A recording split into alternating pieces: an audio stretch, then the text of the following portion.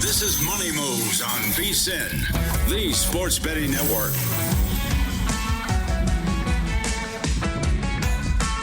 Red Sox leading the White Sox 4-1 in the bottom of the seventh. Red Sox with 2 on. I was about to say the Sox, but then that wouldn't have worked. We'd have gotten scolded. Description. But yes, the pronunciation of Sox. Can I just stick with the standard generic American Sox? It's fine. I don't want to be made fun of for butchering an accent. I was going to say, because you might end up accidentally swinging to the New York side of things. And people will be like, you don't even know what you're doing. On Patriots Day, no less. Wrong accent.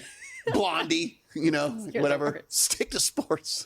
Yeah, one of those. Yeah. So the Red Sox opened just under a $3 Yeah, they're minus 280, 290, something like that. Well, now they're minus 6,500. Yeah. Laying 3.5 on the run line, plus 160 if you think that they can win by 4 runs or more. Well, like we said, if you are Boston, you ready? If you're like a Boston fan, how about that? We just don't even have to say it.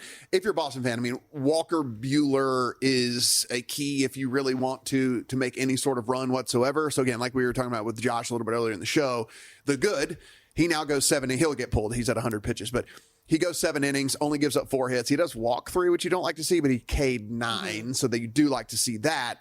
The only downside to it was against the White Sox, who are 5-16 on the season, one of the worst teams assembled. So there is that as well. But it's good to see a good performance anyway you slice it. We'll dive into more baseball a little bit later. Also, speaking of Boston, we'll get an update on Jason Tatum's injury for the Boston Celtics when we talk NBA with our own Jonathan Von Tobel a little bit later on, about 30 minutes. JVT will join the program, our senior NBA betting analyst, host of VSiN Primetime. He's been filling in on Follow the Money. But where we're going to start is a little NFL draft conversation. We are officially 3 days out now from round 1 getting underway from Green Bay. And I have heard a few people talk about this. They had to give Green Bay something. Okay, they're never going to host a Super Bowl. This is the first time they've held this event even since the 70s. So give Green Bay something. Okay, they deserve this. Yeah, it's like because everybody's like, why are they hosting it at Green Bay? Yeah, well, this is why they need it. Yeah, it's like there's that, and then there's also the whole deal of some of these guys deciding not to go. You're like, why would you not go? And it's like, well, it's not like it's in downtown Chicago or anything. It's not in Vegas. It's we are hearing more and more players electing not to go. It's just if I wasn't a top 5 pick for sure, I probably wouldn't. I think also. And maybe I'm reading too much into this, but when COVID happened and everybody was at home, I think a lot of people realized how much they enjoyed just being in the comfort of their home and being around friends and family and not having the pressure of being there. If you're the one overall, great. Go out there, put on the hat, hug everyone, take the picture, do the interviews and stuff. And even if you're surefire top 5, but man, outside of that, give me my own space, my own whatever. If I slip, who cares if you're around people, you're around everybody. Yeah, I don't know. I don't blame these kids at all. So there was a time when we were breaking down the draft that we thought with every inch of our being that the Titans were going to trade out of that top spot. And the way that things have changed the last month plus, the Titans are that number 1 overall pick, and Cam Ward minus 20,000 now to be that number 1 overall selection. Seems like that they have found a pair and that they want Cam Ward to be the guy. As for the number 2 pick, Travis Hunter now out to $9 to be that number 2 selection. Abdul Carter still available at 5-1 if you think the Browns might go that direction. Number 3 overall pick, the New York Giants hold that pick. Abdul Carter minus 550 there. Shedeur Sanders plus 475. So we have massive odds on favorites now for these top 3 picks. I think this is very likely to go chalk at 1, 2, 3. And I'm leaving open for chaos to maybe begin at 4. But I think when you look at 1, 2, 3, we know for sure that the Titans are going Ward. That one we know for sure. The Browns have now started to talk about Travis Hunter and what he would actually do for them. And so that kind of seems to be a tell as well, which, by the way, they seem to think he's more of a receiver than a corner. So it seems like they are leaning more towards him playing more receiver and then helping out on defense as opposed to the opposite way around. But worth noting, because you say that, as far as a betting perspective comes for first wide receiver, he's not going to count in that because he's been officially declared as a corner. Yes, in pretty much all the books out there. So be sure, as we say all the time, make sure the rules are the way that you think that they are. And then the Giants, we know this, they bring in 2 veteran quarterbacks. I cannot imagine bringing in Shedeur Sanders at this point. It seems like they have a plan in place, which is let's use these name guys, have the fan base not think that we are officially tanking here. But the good thing is we don't have enough talent around these dudes to win a bunch of games as it is anyway.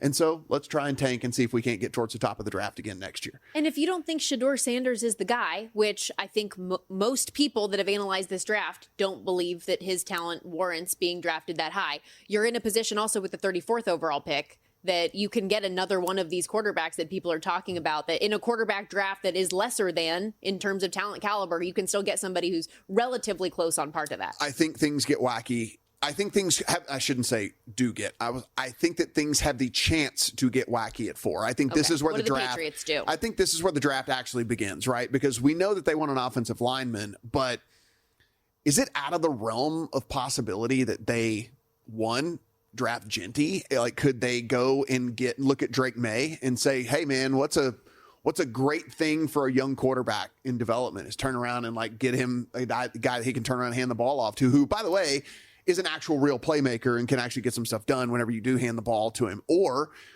are the Patriots okay with the depth of the offensive lineman and I don't know, but I mean, are they okay with the depth of the offensive line position? You hear about the short arm stuff with Will Campbell, although he did start as a freshman in the SEC, so I think he's fine. But could someone want to come up and get that 4 spot? Like, I know a lot of people are saying that there's not going to be trades in this because there aren't the players that are worthy of trading for. But Stormy, I kind of like fall on the other side of this, where it's like, so you aren't going to have to give up very much then to move, right? So say you just like Ashton Genty, right? Like, and you know that the Raiders like him at 6.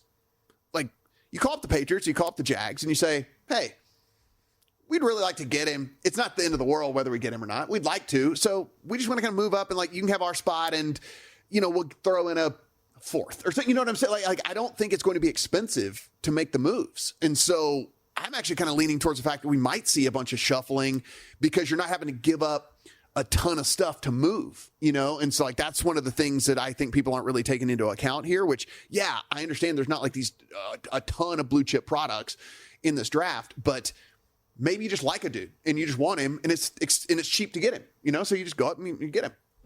So do you think that where things are right now with Will Campbell, do you think minus 380 is just too expensive? Yeah, because I think you would just bet him. If you liked Will Campbell, then I'm pretty sure it's cheaper to just bet him as first offensive lineman taken. And so that would be the way to go about betting that one, because let me see, offensive line props over there. And so, yeah, I mean, that's the way that you would go about betting that. It's just bet him to be the first offensive lineman taken. And then if you, it's like that way you don't have to worry about whether he's taken by the Patriots or not. Right. So Genty draft position now at 6.5. The under is minus 215. Mm-hmm. I told you I have the under in this. Did you have it at 6.5? I thought you had. No, I have it at 9.5. Okay, I thought you had 8.5 or 9.5. Okay, yeah. But it's 6.5 now. 6.5 now, and I think it's because of kind of what I said, right? Which is, if you're looking at this draft and there aren't all these like super blue chip people, then like, why wouldn't you go in and go, yeah, okay, this guy's a plug and play from day one. We got our running back for the next 5 or 6 years, and let's go in and make this easier on our quarterback or our team or whatever. And so I think that the Patriots are open for business. I think the Jags are open for business. And should he get to the Raiders, then there it is, right? Yeah. Like then he goes to the Raiders. And so I think Genty is very, very interesting here. And if you want to take a flyer on him to go 4 or a flyer on him to go 5, I don't think that is a bad bet at all. I was trying to see what his top 5 price was. Plus 150 to be drafted top 5. Anyways, let's move further out there. I think that's super, super interesting. And then when we get to the Jets at 7, okay, the Jets are another team where they need so much. And Stormy, I understand that they need offensive line and they did invest in getting Fields and all of that, but they need so much to be good. Like, couldn't they be a team that decides to kind of do some moving around, right, as well? And so I don't know. I think that these teams, starting with the Patriots, the Jags, I think the Raiders are pretty set. I think the Raiders are going to take Genty if he's available there, and or some sort of skill position player on the offensive side of the ball. But I think that the Jets are open for business. Okay. And especially with the Panthers. Listen, Jalen Walker has been really, really, like almost every mock has Jalen Walker going to the Panthers. What if some team likes Jalen Walker? They know that the Panthers are going to take him. Yeah. You move ahead of them. Worth noting, guys, with the NFL draft beginning on Thursday, because every pick matters, we are doing a little special edition programming here on the network. You can tune into 2 special live shows that are going to break down every single pick from a betting perspective.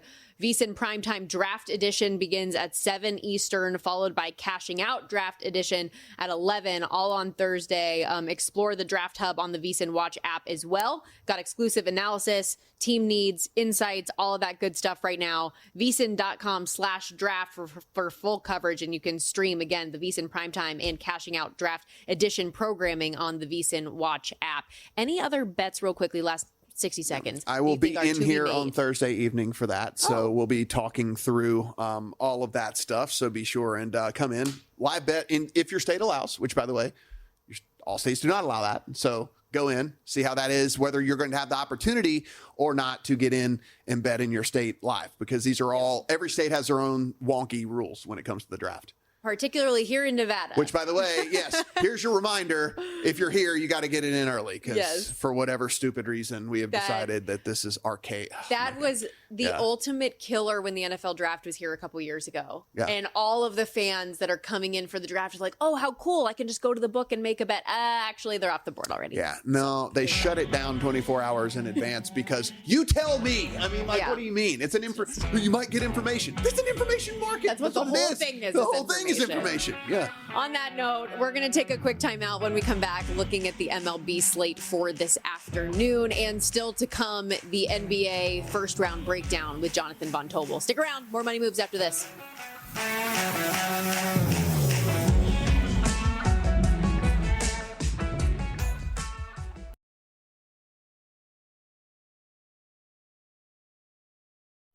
You're watching Money Moves here on VSiN, the sports betting network.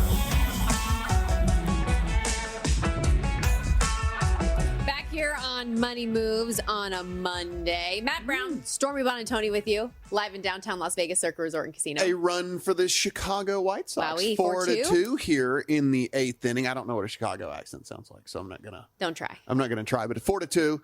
So that minus 6,500 has fallen all the way down to minus 4,800 now. When all else fails on a Chicago accent, just say "Da Bears." Yeah, that's true. Oh, the Bears, so the White Sox. So yeah, okay. So if we should not be allowed to do but if we try to if I just extrapolate it out, so the Bears, the White Sox. Speaking of accents, actually, can you get deeper into your like Louisiana Cajun accent? Does that exist within you? I could do it. Yeah, I mean, it just it typically comes out a little bit more after a couple of adult beverages. When I first met you, I could tell you had there was a slight accent on a couple words that you would say. And I was like, where is that from? But you don't really carry that. When you are in broadcasting, you have to get rid of accents like that because for whatever reason, when we were younger, now I don't think that the current generation maybe thinks this, but our, from basically like yours and up, when you hear that accent, you think that people are not as smart as you. And so you have to kind of like try to get rid of that because for whatever reason, if I have a little bit of a twang, then I'm obviously dumb. So we can't do that. So ridiculous. Yeah, so we can't do that. So I had to get rid of it and move on. Before we get into baseball real quick, I do want to say we briefly touched on the golf thing and you said how honorable it was for Justin Thomas. He did go on and win that in that event in a playoff. It was his first win in 3 years, right? So, I mean, this is like a pretty big deal for a guy that was a multi-time winner and just went into this horrible drought. He could not figure out his swing for a while. Then his swing came back and then he couldn't putt it into the ocean and all of this. And then finally, it seems like his game is coming back together yet again. And so he is a dude that I think you can kind of look at moving forward with a little bit more confidence than we have the last couple of years because, man, he was just all over the place. And honestly, the golf gods did it right because not only did he call the penalty on himself and there was that, but Novak hit 2 tee shots in a row into the woods. I mean, like if me or you does this, any other golf, it's just, you run so incredibly pure. The second one would have been completely out of bounds. I mean, it was going to be in the parking lot. He clocks a tree on both of them and they go back into the fairway. Like 2 consecutive ones. You get lucky on one, fine, golf, variance, et cetera, et cetera. 2 consecutive tee shots on holes.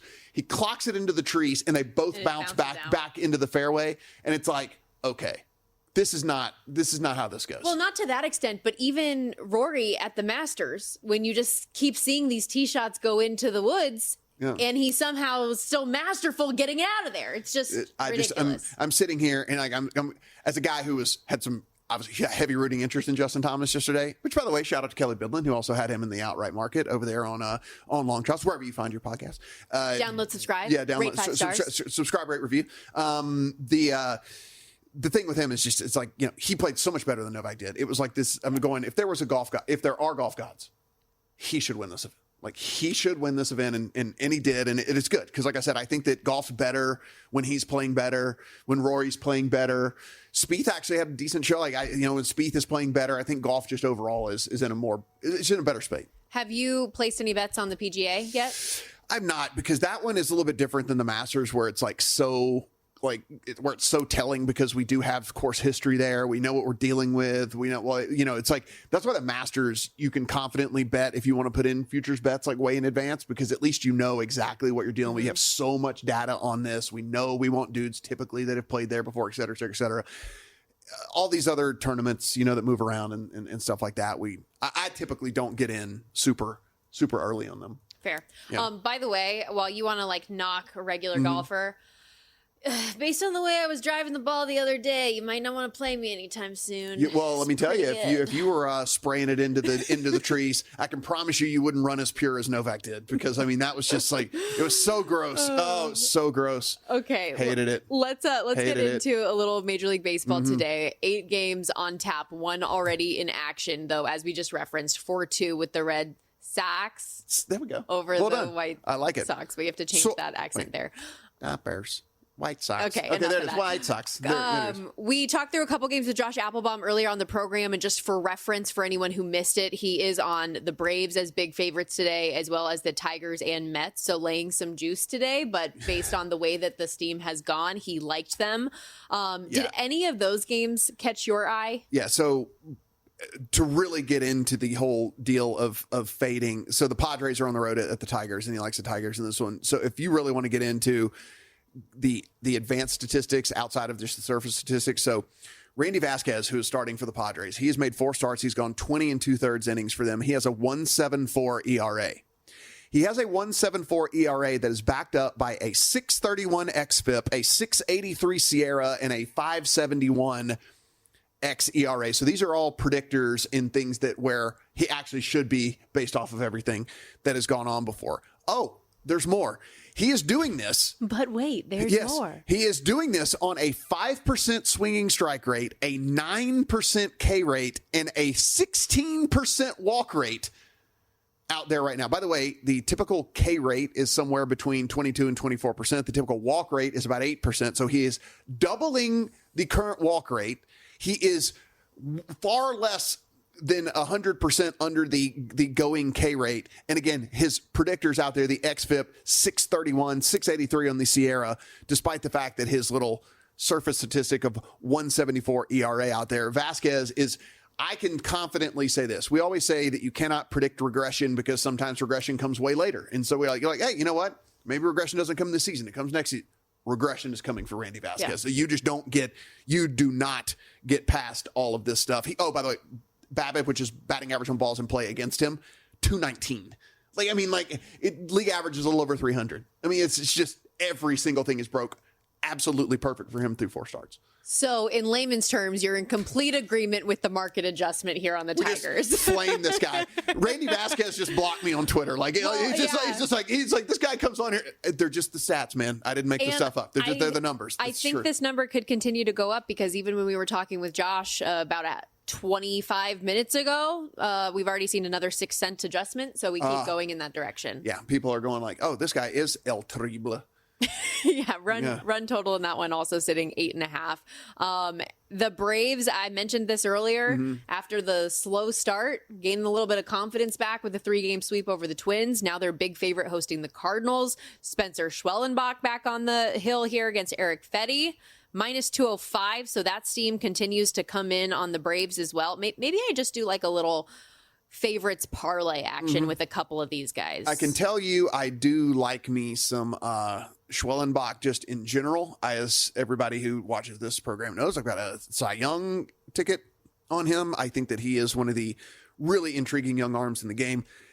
I don't kind of like you said, maybe in a parlay, I just don't get in the business really of laying $2 in baseball. Yeah. It's still, and at DraftKings we're at -205. Yeah, it's still round ball, round bat, right? And so I just don't really do that too often. So yeah, if you wanted to find a dance partner in a parlay, I do think that Cincinnati and the Marlins is at least somewhat interesting with the Marlins as a dog.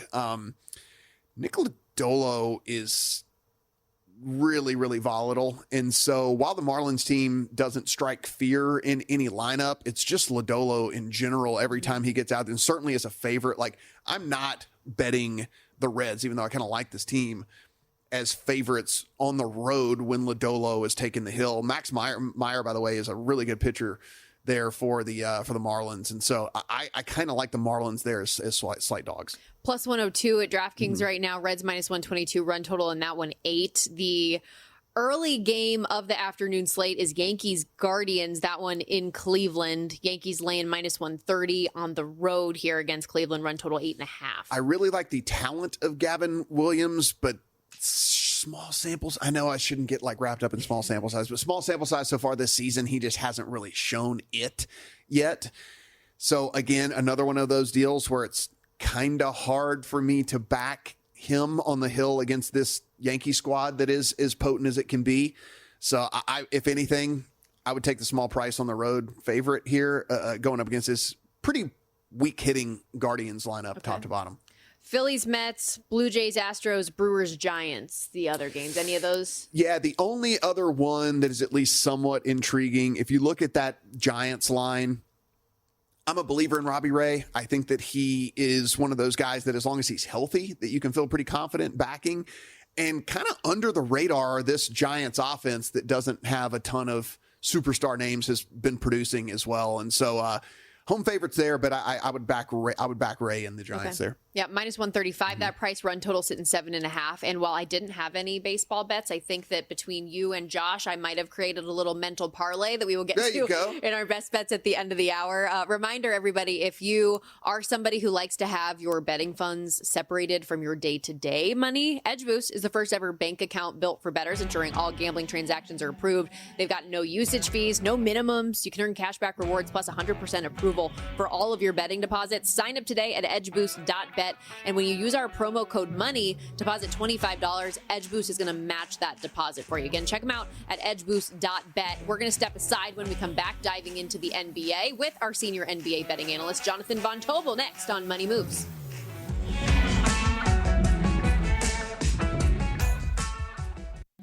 You're watching Money Moves here on VSiN, the sports betting network. Looking to bet smarter this postseason, it's time to check out the Sharp Plays at sharpplays.com, where real bettors go to get ahead. Most of the betting world can be noise, chasing steam, copying other people's picks. Don't be a parrot. Sharp Plays is the source that a lot of those places are echoing since 2011. It's been locked in on what real pros are betting. Elite group, sharp money, the kind that moves markets. When Sharp Plays jumps on the side, the line reacts every time. Head over to sharpplays.com. Respected and watch. That's sharpplays.com. You can sign up for their free betting reports, real-time alerts, and so much more on email or X. Alongside Matt Brown, Stormy, Buonantony with you as we welcome you back to Money Moves on VSiN, the Sports Betting Network, Sirius XM channel 158. Time to dive into a little NBA. Obviously, we've got 2 more playoff games getting underway tonight to help us break it all down. Pleased to welcome in our senior NBA betting analyst here at the network, Jonathan Von Tobel, also host of VSiN Primetime. He's filling in on Follow the Money today. JVT, what's going on, my friend? How are you today? I'm good. I'm ready to go. I'm very excited and also dreading the games later tonight. We'll see what the Clippers have against Denver and should be excited for what's going to happen out in the Garden. I don't know if you know this, but they consider it the Mecca of basketball. So very excited for it. Rumor has it, I have heard that. But before we get into those 2 games, I am curious your reaction to kind of what we've seen so far. Matt and I were talking earlier in the show yesterday. You know, the Golden State Warriors as an underdog, they're the lone dog of the day, but it was a 1.5 point spread and they're a $2 now. Minus 350 favorite in the series. So what have you seen from the first round thus far? I think there's a couple of things that really do stick out. I think the one that really does is the fact that the Timberwolves went out to LA and mollywopped the Los Angeles Lakers on Saturday night in a matchup in which many people were discussing like how close that actually really was. And maybe the market was overvaluing what exactly this Lakers team was at this point right now. When you're talking about the way it was valued, when pundits are going out, like ESPN polls 10 of them, and of course all 10 picked the Lakers to win that thing, you would think they were massive favorites, but there are physical mismatches that work in favor of the Timberwolves. They're the better shooting team. They're a higher volume shooting team. All of those things played out. And you see little things too, like Naz Reid should be able to eat in this series, and he did it in that matchup against the Los Angeles Lakers as well. So out of everything that really transpired for me over the weekend, I thought that was a pretty surprising result. Just the way that the Minnesota Timberwolves went out there and dominated Los Angeles, I thought was very eye-opening for a series that was tighter than many expected it to be. JVT, it kind of like goes into another opinion that I want to get from you here in today's first game, which is the Pistons on the road there at the Knicks. This is 6.5 right now. Knicks 220.5 on your total.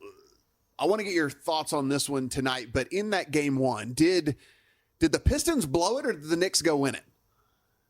Oh, I think the Pistons blew it, right? I mean, Matt, they had an offensive rating of 77 in the fourth quarter. They turned it over on nearly a third of their possessions. And the way they were turning it over, too, I think was there a 5-second violation at one point for them in that quarter?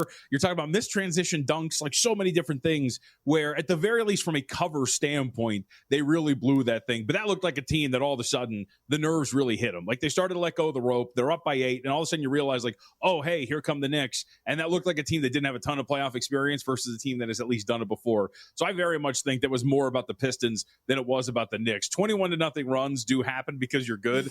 They also happen because the other team is constantly falling flat on its face over the course of however long that run transpires. So I definitely think it was a little bit more about Detroit. We saw that they have that shooting edge. They're very good from beyond the arc. We saw what Malik Beasley can do. And we saw in that second half that Cade Cunningham was much better than he was in the first. I attributed a lot of that to what the Pistons were doing and falling flat on their face in that 21-0 run. That was insane. So with that in mind, do they get it together and close things out strong this time around, getting 6.5 today at MSG?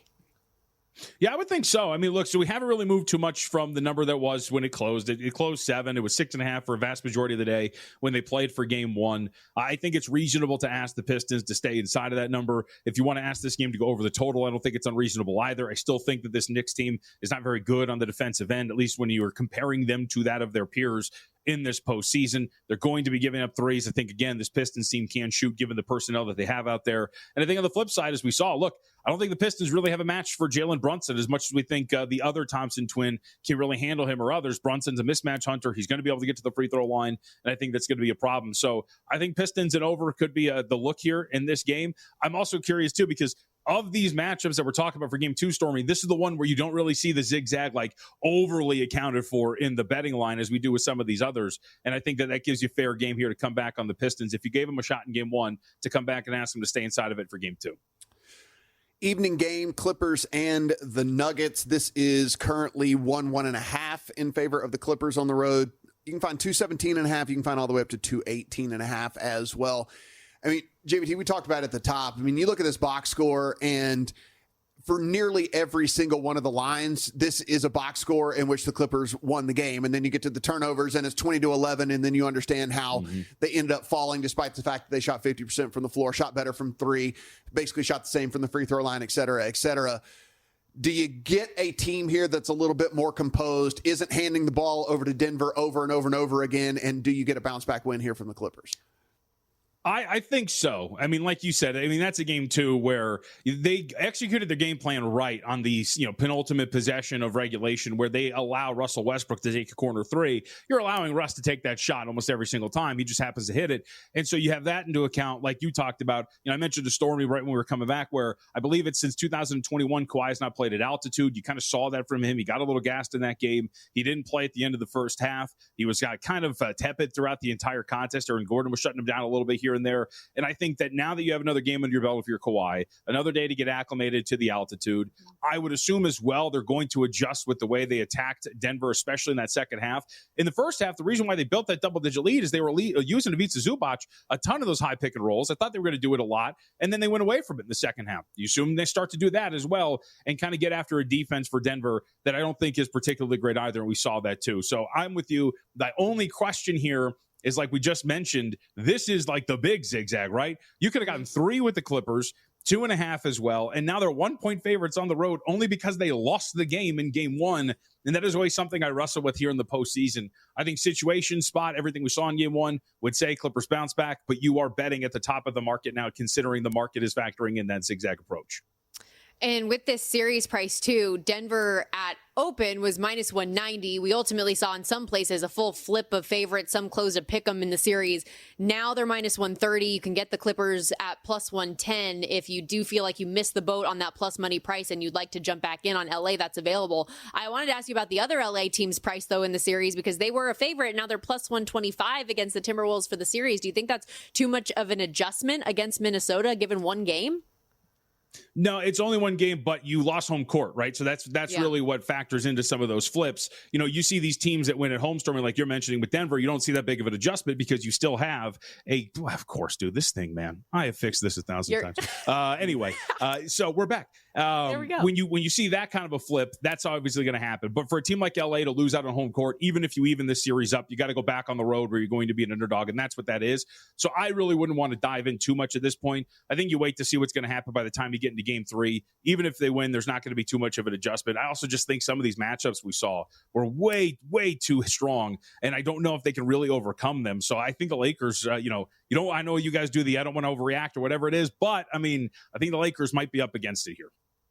Talking to Jonathan Von Tobel, catch him on the network a little bit later today on Follow the Money. JVT, we've got a 14.5, 15-point spread. We've got a 12.5-point spread with Boston, another 12.5 with Cleveland. Do any of these tempt you to take the points with their opponents?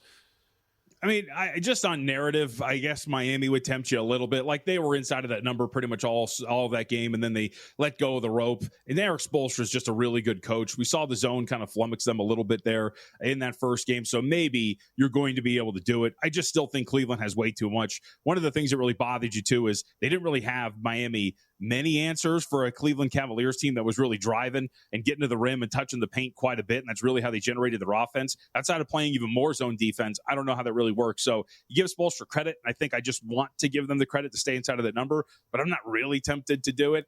And then, I mean, look, the other ones, no thanks. I mean, Orlando is so up against it just from a pure math battle. On average, they go in down about 17 points per game from beyond the arc because of what the Celtics can do from deep. I know Orlando's a very, very good defensive team, but even if you think they're going to be alive, I think I'd still rather bet like either these games under or Boston under their team total if you think that the Magic are going to be able to do it, because if they are, they're not going to do it with their offense. They're going to do it with their defense, which is statistically better than that of Boston's. And then, I mean, look, the Grizzlies were down by 1 million and John Morant's laughing on the sideline. I think that team's 1-2-3 Cancun and getting out of here in 4 games. I don't know if they're showing you too much fight. Real quick, because we got to go to break. Any concern about Jason Tatum's wrist, and then in the Bucks series, do you think we get Dame back in game 2 or game 3? So it sounds like Dame more like game 3 than game 2 if you read between the lines. So we'll see if that's actually the case. And the x-rays came back clean for Tatum. So I don't know if I'm really too worried. The guy's shown the ability to at least play through some injury. Remember a couple of weeks, like right before the end of the season, tweaked his ankle pretty hard, only missed like 2 games. It was back. I think he's going to be perfectly fine. You're awesome. Thank you so much for this. We appreciate you, JVT. Thanks a lot, guys. And again, make sure you check him out later on today. Follow the Money, usual host of VSiN Primetime, and doing great work as our senior NBA analyst here at the network. That background went away for a minute. I was like, I'm glad there wasn't a crazy cat on like the counter in the background or anything, because we would have got you, Jonathan. Or whatever else could pop up on the computer screens, you know. Come on. We're going to take a quick timeout. Best bets after this. Thanks for hanging out with us today on Money Moves.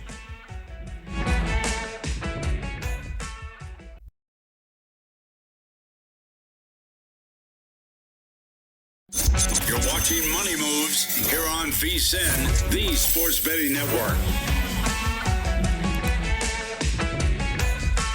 We are in it. The NBA playoffs are here, and so is the VSiN Killer Sports NBA Playoff Challenge. We here at VSiN have invited 15 sharp minds of the world of our network, as well as Killer Sports, to go head-to-head, making 38 picks each from the start of the playoffs all the way through the NBA Finals. In total, we're talking 570 different NBA playoff picks, all available to our VSiN Pro subscribers. Picks are locked in 1 hour before the first game each day, so you'll have fresh insights to guide your bets every step of the postseason. And right now, we're offering here at VSiN full pro access through August 1st for just $59 on our summer special. Don't miss this playoff edge. Head over to vsin.com/subscribe to sign up today. And I was actually just, Matt, looking at the website, all the different stuff that we have up every day.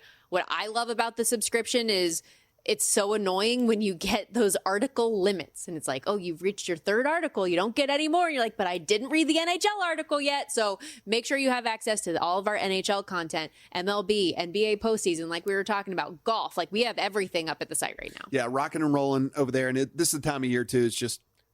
It's tough to follow. I mean, we're in the daily sport, phase right now with basketball and hockey and baseball, and where it's just day, boom, boom, boom, boom, boom. If you're not following them, really tough. Not often do we get a final while we're here live, but we do. Boston Red Sox 4-2 over the Chicago White Sox. So the Red Sox moved to 13-11 on the season there. In that one, you get a Walker Buehler start where he goes 7 innings, 4 hits, 3 walks, which you don't love, but he did strike out 9, which you do love. Yeah. So you do have that. And again, a 4-2 victory there over the White Sox, who fall to 5-17, and on the road, they are 1-9. Brutal. 1-9. I think truly I'm going to test out this strategy for anyone who wants to come join me, parlaying whoever is playing the White Sox and whoever is playing the Rockies on a given day and just see what we can make out of it. You want some information that means absolutely nothing, but it's out there? Why not? Because Aaron Jones a running back, so like he's not making any decisions on what is going on. But asked about J.J. McCarthy, he says that he looks great. I'm very confident in him. He has all the support around him. We're here to lift him up, and he's going to be ready to go. Okay. Good to know. That's a little health update. Well, because there's this like very, very, very outside rumor, like, well, could the Vikings take a quarterback because, it's he's not going to be ready or whatever, yada, yada, yada. Or could there still be a lifeline to Aaron Rodgers or something? Aaron Jones says no. He says he's going to be ready to go, and he looks great. Okay. That's not coming from a coach or a GM or anyone that matters. It's coming from a running back, but hey, it's something. It is funny, though. How often during the season is it fellow players and teammates that end up being the ones that reveal injury status updates more accurately? Because the coaches, like, they go into their press conferences knowing, I don't want to talk about this. I'm going to ease up on this. And then players in the locker room, they don't know what they're supposed to say or not say. Like, oh yeah, man, he looked great. I saw him running out there. Like, oh, he was running. Yeah. Yeah. So. I mean, it's like, and look, if you're a beat reporter, it is a dude that's in the locker room and it's a starter on the team. And so you're going to put out his quote, but I mean, he doesn't really know J.J. McCarthy's health. He doesn't really. I mean, he's probably seen him throw in at the practice facility. But also, now that mentally, this is not with specific regard to Aaron Jones and J.J. McCarthy, but thought process wise, whenever you see people like on Twitter and they're getting mad at a reporter, like, why would that reporter ask that question? It's because sometimes they do answer. Like some players will tell you. And so that's why the questions get asked. Shoot your shot. You shoot your shot. I get it. Shoot your shot. I mean, like, they can dance around it. Never.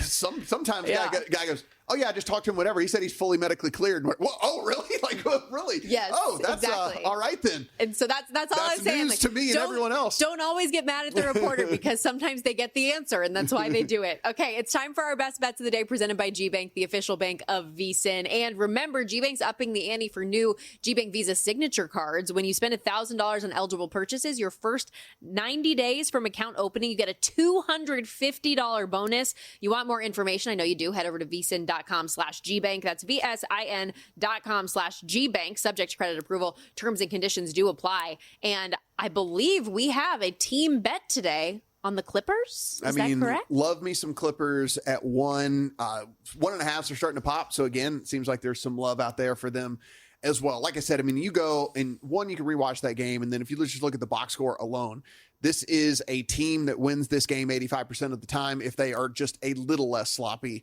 with the ball. 20-11, a -9 in the turnover, which negates the shooting 50% from the field, shooting better from 3, shooting the exact same from free throw line. Like, everything about this game was leaning towards the Clippers other than that turnover. And you give the other team 9 extra possessions where you're coming up blank, then yeah, I mean, it's going to swing the tides here. It still had to go to overtime and they still only lost by a field goal. So give me this team kind of riding the ship here, even if what the beat writer said that, the JVT read about the altitude, said, well, they've been there for 3 days now. So like there'd be an adjustment period and all of that. So I am okay backing this Clippers team to not turn the ball over 20 times. So that's 100% how I feel. Like you said, they should have won the first game. I think they rebound and do so here. And honestly, what JVT was saying about the altitude, because I was questioning what's going on with Kawhi. This is not the Kawhi Leonard that we expected to see here in the postseason. Everybody's been so excited about this Clippers team.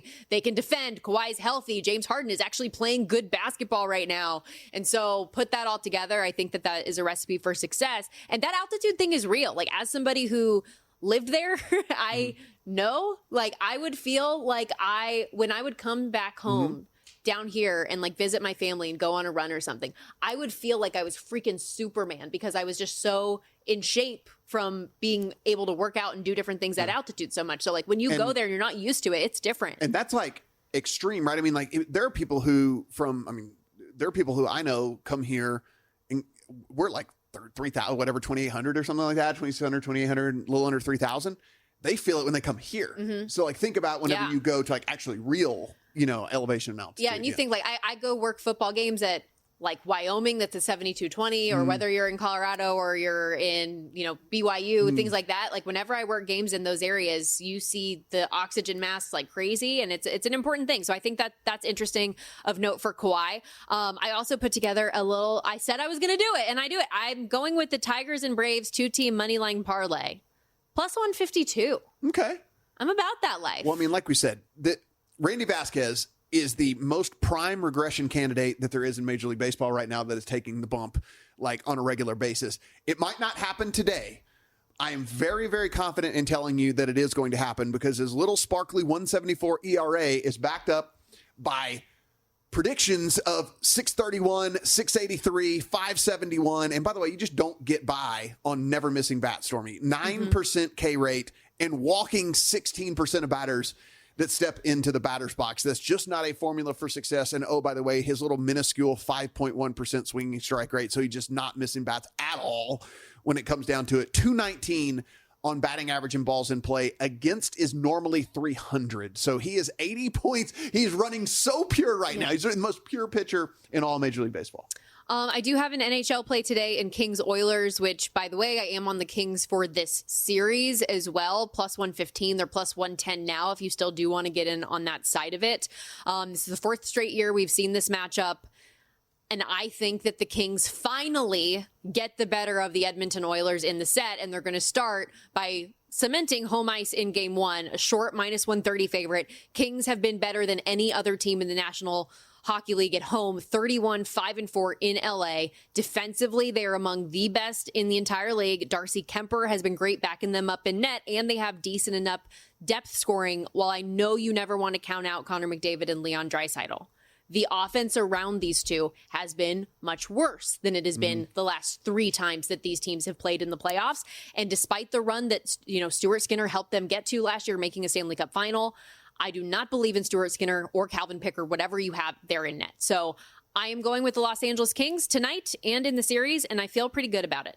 Look at that. That was a very, very good take. My other one is just going to be... we'll see if it's a good take. Yeah, well, my other one's going to be the Marlins. Like we said, like Nick Lodolo is just a guy that I kind of have looked to fade. I really wanted him to be good, and I really like his stuff when it's working. It's just doesn't work on a regular basis, unfortunately. And you look right now, it's another guy that I think is a regression candidate to kind of getting back to what we typically see. You see a 2.31 ERA on the paper, and you look at more in the like mid 4s on the prediction stuff. He's not missing bats near as much either.